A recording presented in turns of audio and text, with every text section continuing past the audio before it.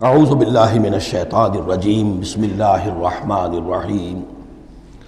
وَإِن كَادُوا، یہ بہت اہم مضمون آیا ہے جو اس سے پہلے سورہ یونس میں آیا تھا، اب یہاں آیا ہے۔ وَإِن كَادُوا لَيَفْتِنُونَكَ عَنِ الَّذِي أَوْحَيْنَا إِلَيْكَ لِتَفْتَرِيَ عَلَيْنَا غَيْرَهُ،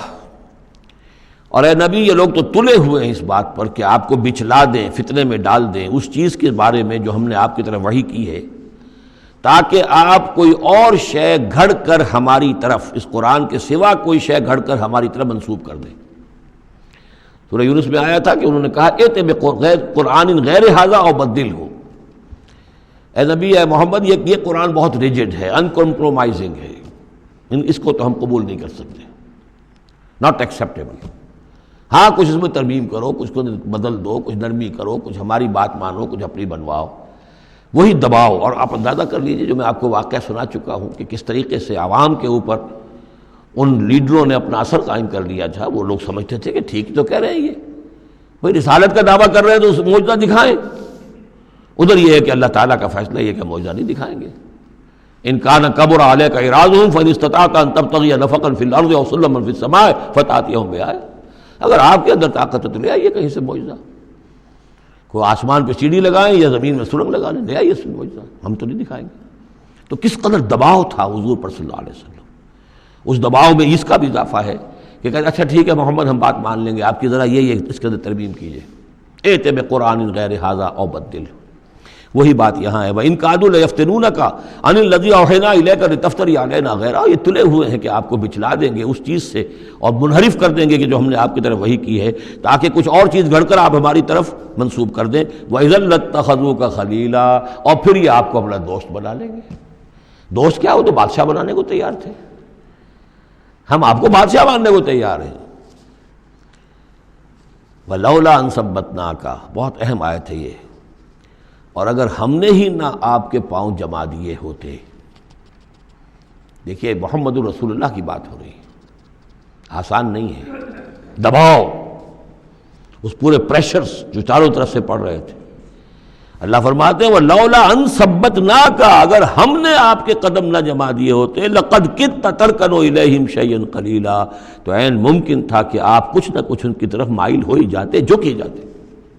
دباؤ اتنا شدید تھا۔ لولا ان ثبتناک، بالکل ویسے ہی ہے جیسے کہ حضرت یوسف کے بارے میں فرمایا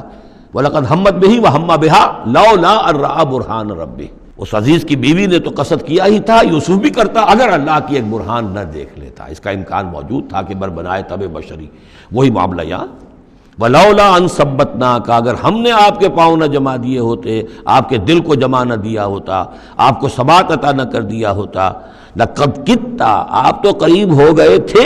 تَرْكَنُ إِلَيْهِمْ کہ کچھ شَيْئًا قَلِيلًا ان کی طرف جھک جائیں۔ اِذًا لَأَذَقْنَاكَ ضِعْفَ الْحَيَاةِ وَضِعْفَ الْمَمَاتِ، اگر ایسا ہو جاتا تو ہم آپ کو دگنی سزا دیتے دنیا کی اور دگنی سزا دیتے آخرت کی۔ الرب رب وإن تنزل والعبد عبد وإن ترقى ثم لا تجد لك علينا نصيرا، پھر نہ پاتے آپ اپنے لیے ہمارے مقابلے میں کوئی مددگار، آپ کو چھڑانے والا کوئی نہ ہوتا۔